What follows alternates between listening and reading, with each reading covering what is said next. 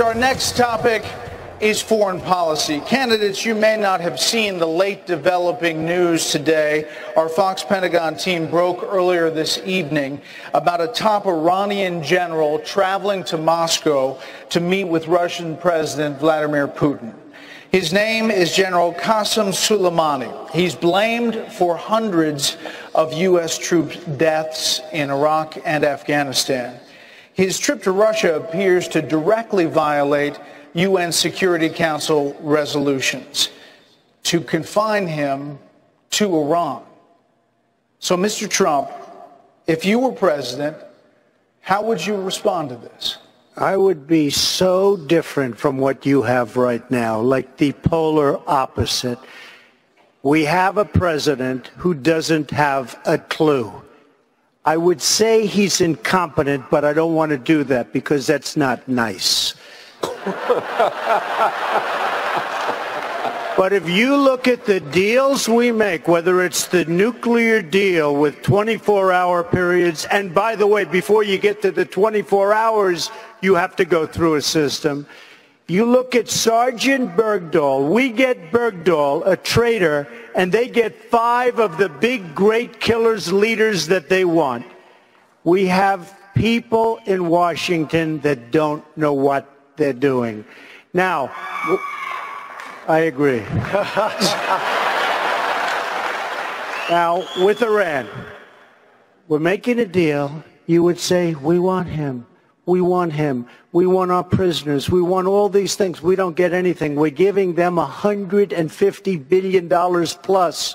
They are going to be, I'll tell you what, if Iran was a stock, you folks should go out and buy it right now because you'll quadruple. What's happened in Iran is a disgrace, and it's going to lead to destruction in large portions of the world. I ask you, on the subject of name-calling of your fellow candidates, a story appeared today quoting an anonymous GOP donor who said you called Mr. Trump a clown, a buffoon, something else that cannot be repeated on television. None of which is true. Is it true? No, it's not true. But I have said that Mr. Trump's language is divisive.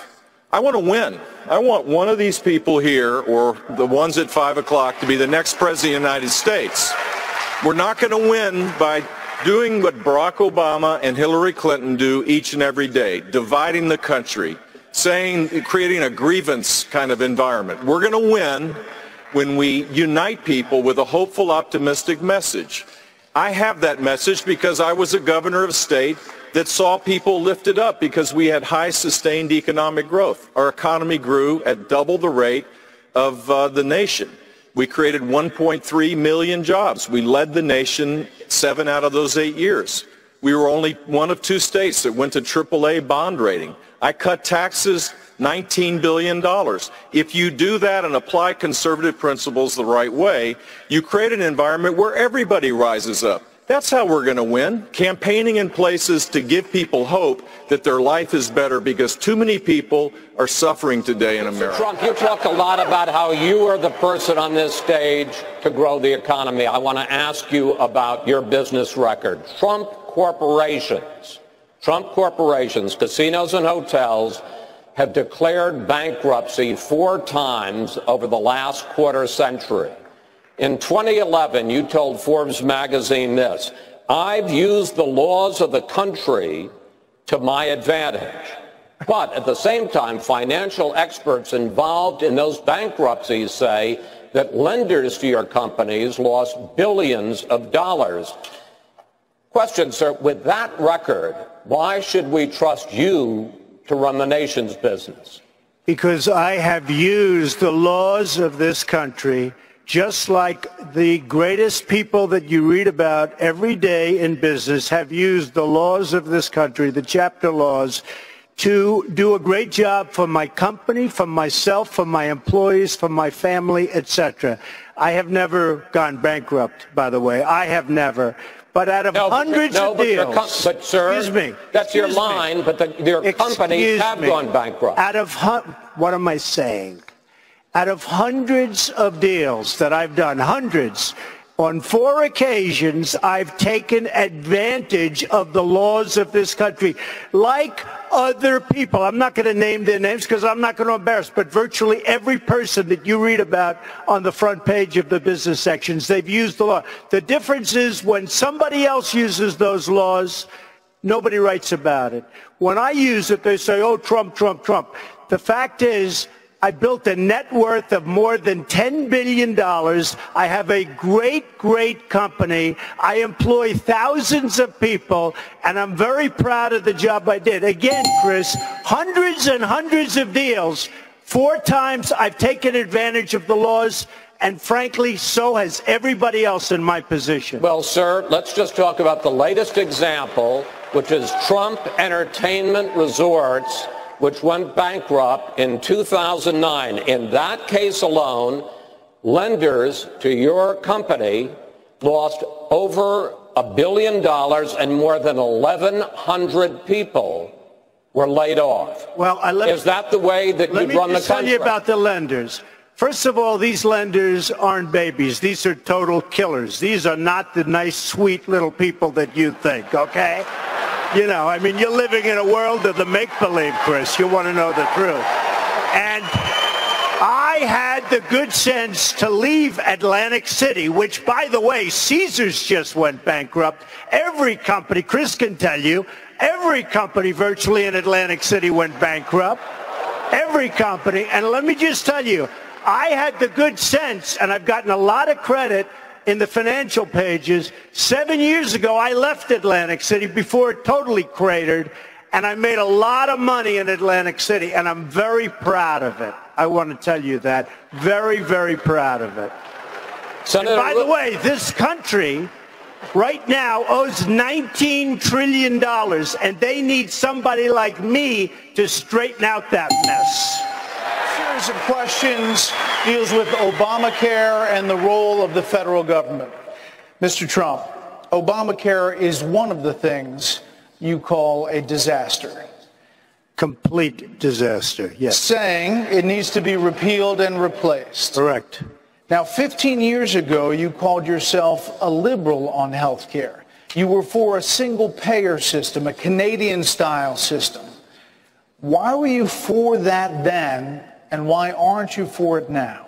First of all, I'd like to just go back to one. In July of 2004, I came out strongly against the war with Iraq because it was going to destabilize the Middle East, and I'm the only one on the stage that knew that and had the vision to say it, and that's exactly what happened. The Middle East became totally destabilized. So I just want to say, as far as single payer, it works in Canada. It works incredibly well in Scotland. It could have worked in a different age, which is the age you're talking about here.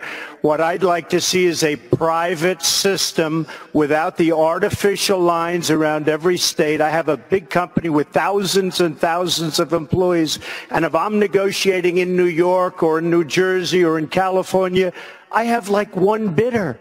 Nobody can bid. You know why? Because the insurance companies are making a fortune because they have control of the politicians, of course, with the exception of the politicians on the stage.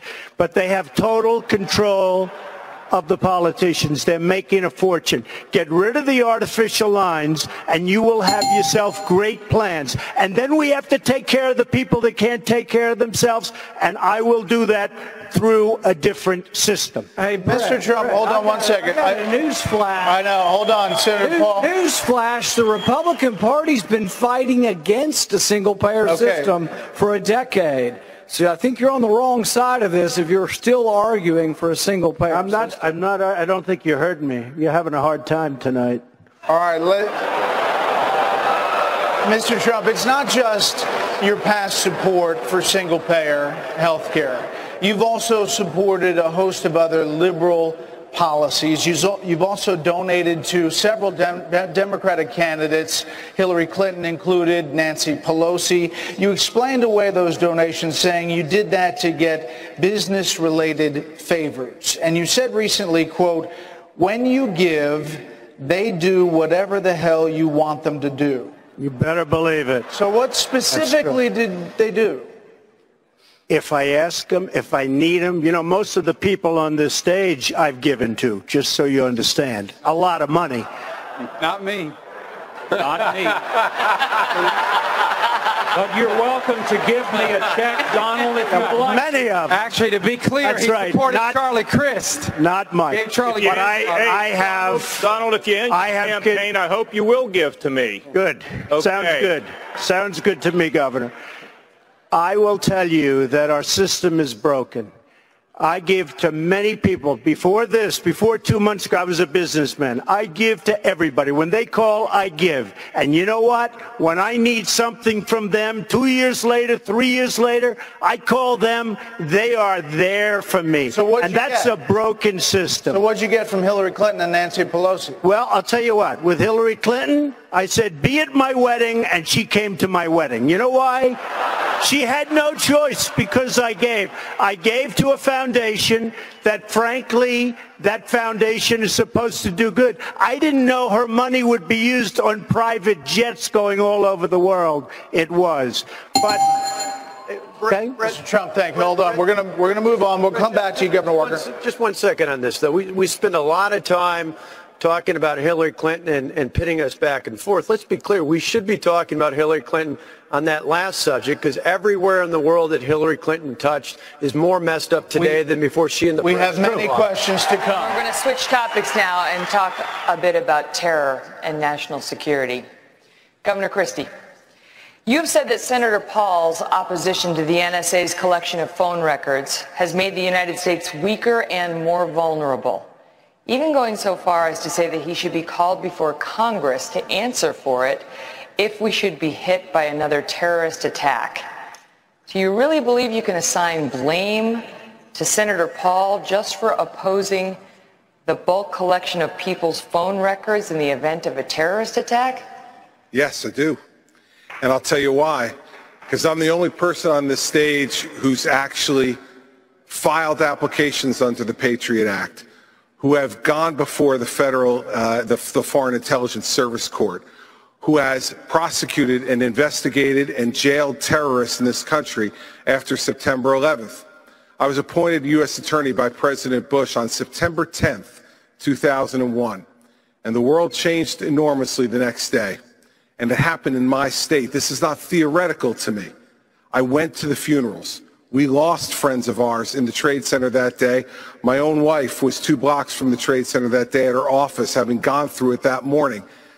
When you actually have to be responsible for doing this, you can do it, and we did it for 7 years in my office, respecting civil liberties and protecting the homeland. And I will make no apologies ever for protecting the lives and the safety of the American people. We have to give more tools to our folks to be able to do that, not fewer, and then trust those people and oversee them to do it the right way. As president, that is exactly what I'll do.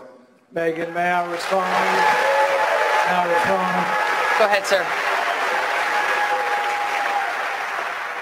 I want to collect more records from terrorists, but less records from innocent Americans.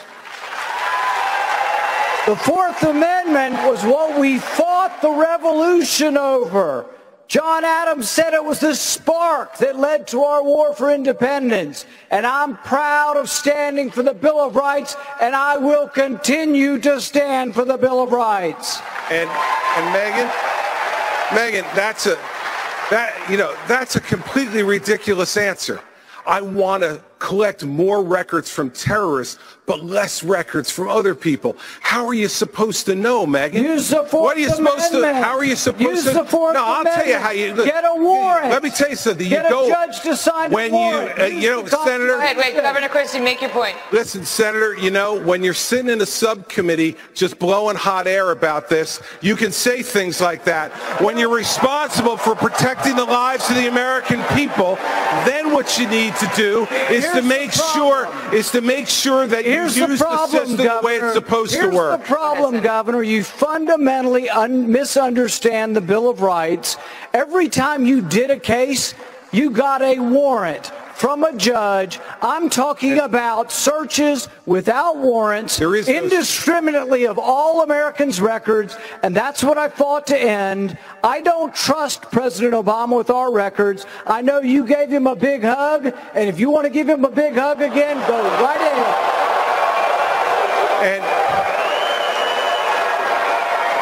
Go ahead, Governor. And you know, Senator Paul,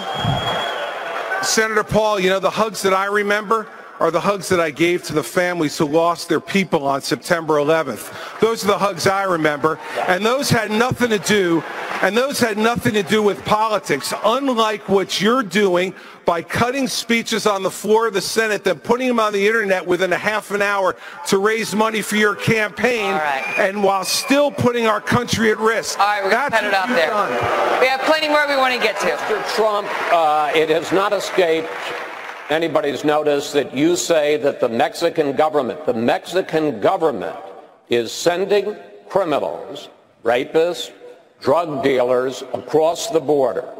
Governor Bush has called those remarks, quote, extraordinarily ugly. I'd like you're right next to him, talk to him directly and say how you respond to that, and you have repeatedly said that you have evidence that the Mexican government is doing this, but that you have evidence you have refused or declined to share. Why not use this first Republican presidential debate to share your proof with the American people? So if it weren't for me, you wouldn't even be talking about illegal immigration, Chris. You wouldn't even be talking about it. This was not a subject that was on anybody's mind until I brought it up at my announcement, and I said Mexico is sending.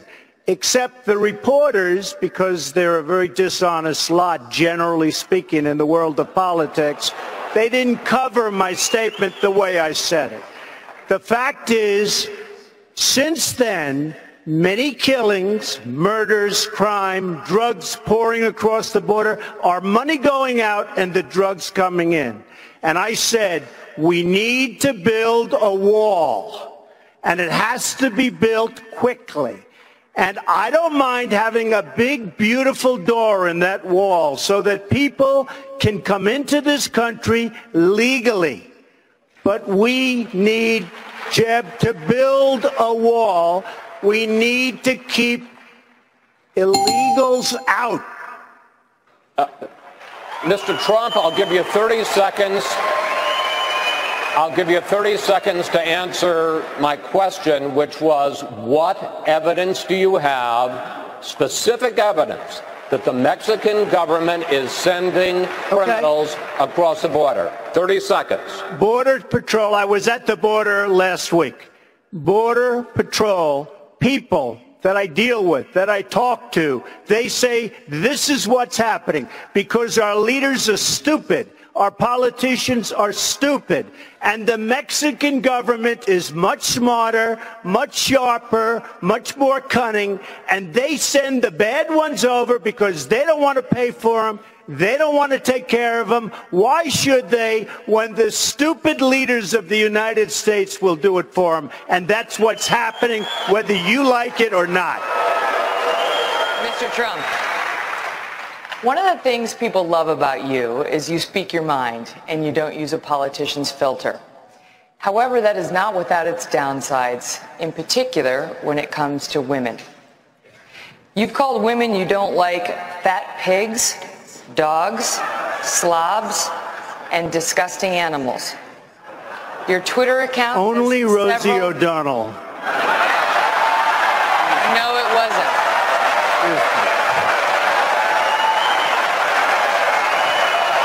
Your Twitter account...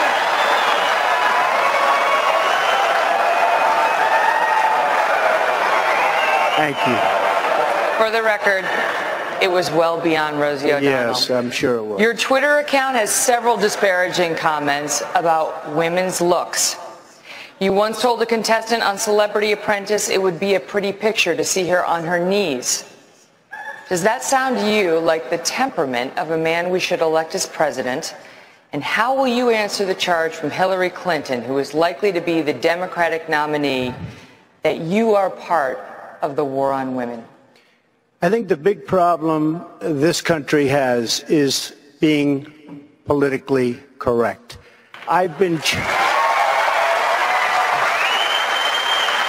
challenged by so many people, and I don't frankly have time for total political correctness. And to be honest with you, this country doesn't have time either. This country is in big trouble. We don't win anymore. We lose to China. We lose to Mexico, both in trade and at the border. We lose to everybody. And frankly, what I say, and oftentimes it's fun, it's kidding, we have a good time, what I say is what I say. And honestly, Megan, if you don't like it, I'm sorry. I've been very nice to you, although I could probably maybe not be based on the way you have treated me, but I wouldn't do that. But you know what?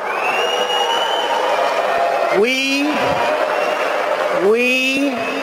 need strength, we need energy, we need quickness, and we need brain in this country to turn it around. That I can tell you right now. You have insisted that you're your own man. You say you have a life experience uniquely your own, not your father's, not your brother's. But there are several opponents on this stage who get big applause lines in early voting states with this line, quote, "The last thing the country needs is another Bush in the Oval Office." So do you understand the real concern in this country about dynastic politics? Absolutely, I do. And I'm going to run hard, run with heart, and run to win. I'm going to have to earn this. Maybe the bar is even higher for me. That's fine. I've got a record in Florida. I'm proud of my dad, and I'm certainly proud of my brother.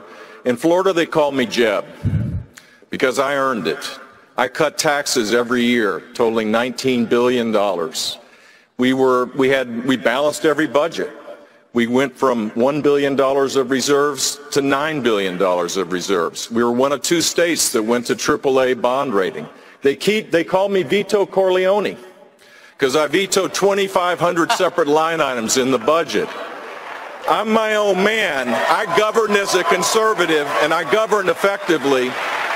And the net effect was, during my 8 years, 1.3 million jobs were created. We left the state better off because I applied conservative principles in a purple state the right way, and people rose up. Thank you, sir. Gentlemen, our first round of questions is on the subject of electability in the general election. And we start tonight with you, Dr. Carson. You are a successful neurosurgeon, but you admit that you have had to study up when it comes to foreign policy, saying there's a lot to learn. Your critics say that your inexperience shows. You suggested that the Baltic states are not a part of NATO, and just months ago you were unfamiliar with the major political parties and government in Israel. And domestically, you thought Alan Greenspan had been Treasury Secretary instead of Federal Reserve Chair. Aren't these basic mistakes? And don't they raise legitimate questions about whether you are ready to be president? Well, I could take issue with all of those things, but we don't have time. But I will say we have a debate here tonight, and we will have an opportunity to explore those areas. And I'm looking very much forward to demonstrating that, in fact, the thing that is probably most important is having a brain, and to be able to figure things out and learn things very rapidly. So, you know, experience comes from a large number of different arenas. And America became a great nation early on, not because it was flooded with politicians, but because it was flooded with people who understood the value of personal responsibility, hard work, creativity, innovation, and that's what will get us on the right track now as well. So now every candidate will have the opportunity to make a closing statement tonight. Each candidate will have 30 seconds for that. And we start with Governor Perry. Well, this is going to be a show me, don't tell me election. I think America's just a few good decisions and a leadership change at the top away from the best years we've ever had. And I think that the record of the governor of the last 14 years of the 12th largest economy in the world is just the medicine America's looking for. 1.5 million jobs created during the worst economic time this country's had since the Great Depression, while the rest of the country lost 400,000 jobs. We're talking about a state that moved graduation rates forward from 27th in the nation to second high. As a matter of fact, if you're Hispanic or African American in Texas, you have the #1 high school graduation rates in America. Americans are looking for somebody that's going to give them hope. And there is a place in this country over the last 8 years in particular that talked about hope every day, and they didn't just talk about it, they delivered it, and that was the state of Texas. And if we can do that in Texas, that 12th largest economy in the world, we can do it in America. Our best days are in front of us. We can reform those entitlements. We can change that corporate tax code and lower it. We can put America back on track on a growth level and a growth rate that we've never seen in the history of this country. Manufacturing will flow back into this country. It just needs a corporate executive type at the top that's done it before. And I will suggest to you, nobody's done it like Rick Perry's done it over the last 8 years. And if you elect me president, we will bring incredible growth back to this country. And as someone who's worn the uniform of the country, that's how we build our military back up. Thank you, Governor. Senator Santorum. I'll tell you how optimistic I am about America. Karen and I have 7 children. You don't have 7 children and bring them into this world if you're not optimistic about the future of this country. I am, but people are upset, and they're upset for a reason about the future of this country. Donald Trump actually seized on it when he talked about immigration. And I think the reason he did is because immigration is sort of an example of what's broken and what's wrong in Washington, D.C. You see, you have one side, the Democrats, and with immigration, all they care about is votes. They don't care about American workers. They just care about bringing as many people in so they can get as many votes as they can. On the other side, you have so many Republicans. And what do they care about? Helping business make profits. But there's nobody out there looking out for the American worker. I'm looking out for the American worker. I'm the only one in this stage who has a plan that's actually going to reduce immigration, actually going to do something to help the American worker. And you combine that with a plan to make manufacturing this country #1 in manufacturing, you've got someone who's going to help revitalize and give hope to America where the places that is the most hopeless today. That's why I ask for your support for president. All right, Senator, thank you. Governor Jindal. You know, we've got a lot of great talkers running for president. We've already got a great talker in the White House. We cannot afford 4 more years of on-the-job training. We need a doer, not a talker. We also need a nominee, a candidate who will endorse our own principles. Jeb Bush says we got to be willing to lose the primary in order to win the general. Let me translate that for you. That's the establishment telling us to hide our conservative principles to get the left and the media to like us. That never works. If we do that again, we will lose again. We will deserve to lose again. One principle, for example, we've got to embrace is on immigration. We must insist on assimilation. Immigration without assimilation is an invasion. We need to tell folks who want to come here, they need to come here legally. They need to learn English, adopt our values, roll up their sleeves, and get to work. I'm tired of the hyphenated Americans and the division. I've got the backbone, I've got the bandwidth, I've got the experience to get us through this. I'm asking folks not just to join my campaign, but join a cause. It is time to believe in America again. Thank you, Governor. Carly Fiorina, closing statement. Hillary Clinton lies about Benghazi. She lies about emails. She is still defending Planned Parenthood, and she is still her party's front runner. 2016 is going to be a fight between conservatism and a Democrat Party that is undermining the very character of this nation. We need a nominee who is going to throw every punch, not pull punches, and someone who cannot stumble before he even gets into the ring. I am not a member of the political class. I am a conservative.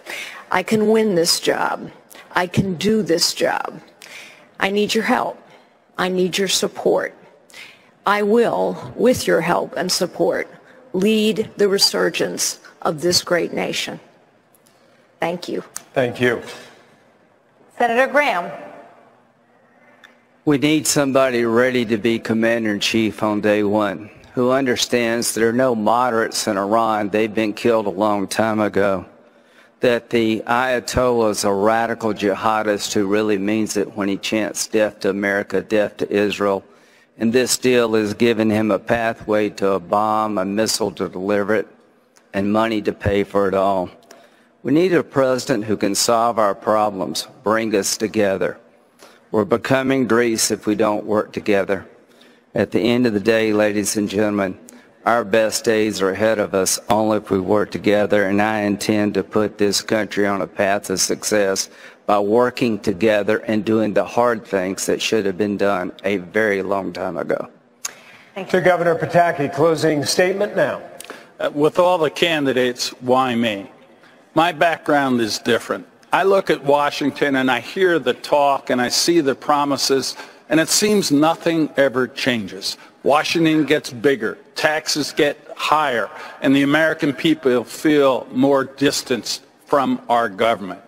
I had the opportunity not just to run, but to win in the deep blue state of New York 3 times. And not only did I win, but I then worked with a Democratic legislature to put in place the most sweeping conservative reforms of any state in America, taking us from the most dangerous state in America to the 4th safest, reducing our welfare rolls by over 1 million and replacing over 700,000 private sector jobs. I can govern by bringing people together. And also, I've been tested in a way no one else has. I was governor on September 11th, and I'm proud of my leadership in bringing New York through that times. And when I left, we were stronger, we were safer, and we were more united than at any time in my lifetime. We need to bring people together in Washington. The talk has got to stop. The action has got to begin. People can promise you something. I delivered in the blue state of New York. I will deliver for the American people if I have the privilege of leading this country. Thank you, Governor. Governor Gilmore. Well, I was a conservative governor of Virginia. I governed that way, and that's my track record. But the key thing that we're seeing now is serious challenges of this country that must change. The direction of this nation must change. And that's why I've offered a specific program to the people of America tonight to address the fundamental problem of getting our country growing again, getting our economy growing, wages up, opportunities for people. And second, the international crisis we are facing is most dreadful and most dangerous. I have the experience as a prosecutor, attorney general, governor, United States Army intelligence veteran, governor during the 9/11 attack, chairman of the Terrorism Commission for this country. It's time for real substance and real experience. And that's what I offer to the people of the United States in this candidacy for the presidency. Executive power. It appears that you all have a little bit of an issue with it at the moment. I want to move through this as quickly as I can from stage left to stage right. On the second day of his presidency, January 22nd, 2009, President Obama signed one of his first executive orders.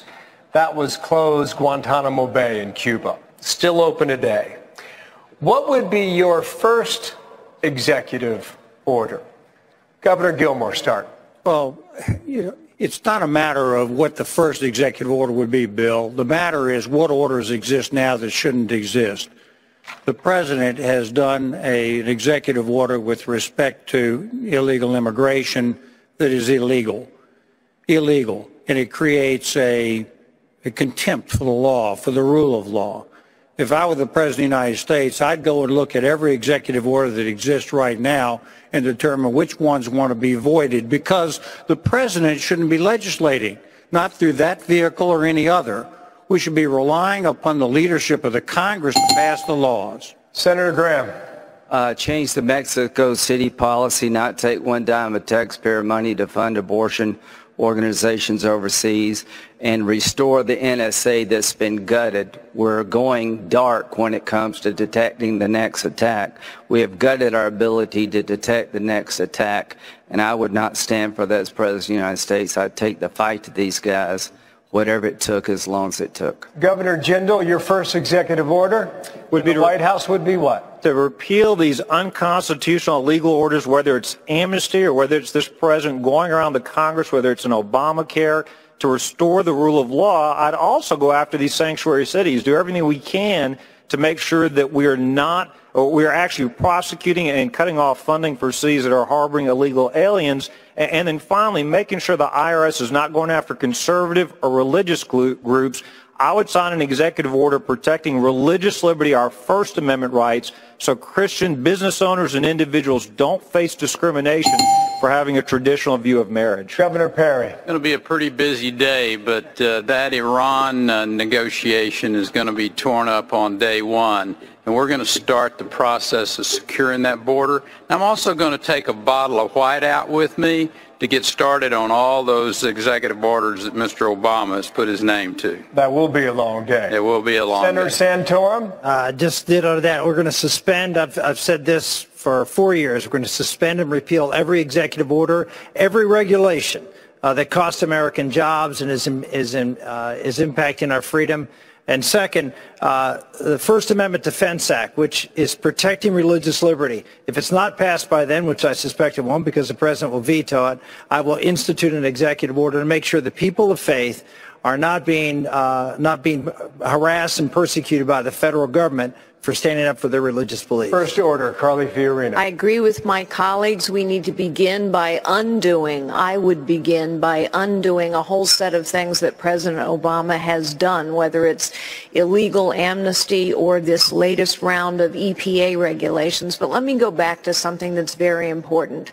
We have been debating right here the core difference between conservatism and progressivism.